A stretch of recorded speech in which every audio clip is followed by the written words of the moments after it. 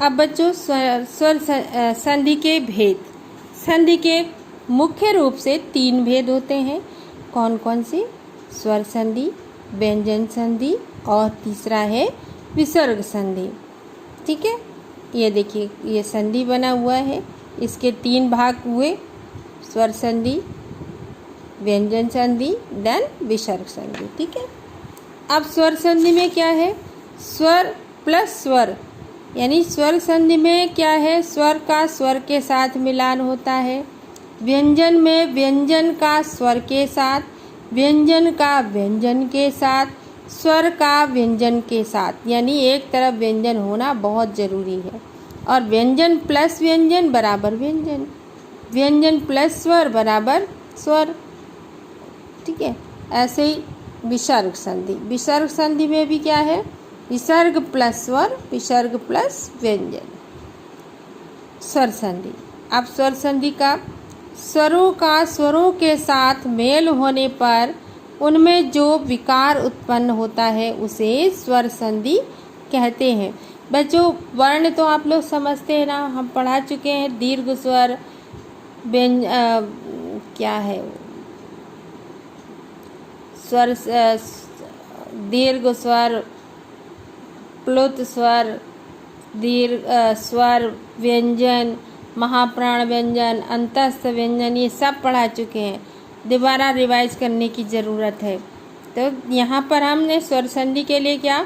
स्वरों का स्वरों के साथ मेल होने पर उनमें जो विकार उत्पन्न होता है, विकार मतलब परिवर्तन, वो उसे स्वर संधि कहते हैं। जैसे देव धन आलय बराबर देवालय। अब ये आप कहोगे कि वा, तो वा क्या है? व्यंजन, यह तो स्वर नहीं है वा, लेकिन यहाँ पर इसका उच्चारण हम बिना स्वर की सहायता के नहीं कर सकते। तो इसमें हमें क्या छिपा है? छोटा आ प्लस बड़ा आ, आलय का। तो यहाँ पर क्या हो गया? बड़ा आ, छोटा आ प्लस बड़ा आ बराबर बड़ा आ। ठीक है, देव धन आलय बराबर देवालय। इसके बाद अब स्वर संधि के 5 भेद होते हैं।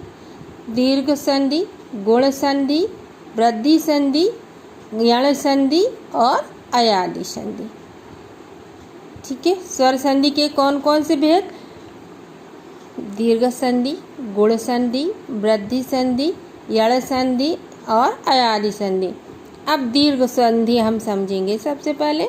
तो जो 2 समान ह्रस्व या दीर्घ स्वर मिलकर जब दीर्घ स्वर बन जाते हैं तो उसे दीर्घ स्वर कहते हैं। जैसे अब छोटा आ प्लस छोटा आ, ये दोनों स्वर हैं, लेकिन दोनों छोटे हैं, ह्रस्व स्वर हैं, लेकिन इनको जब हम मिलाएंगे तो बड़ा आ हो जाएगा। बड़ा आ बड़ा आ है प्लस छोटा आ तो भी हो गया आ।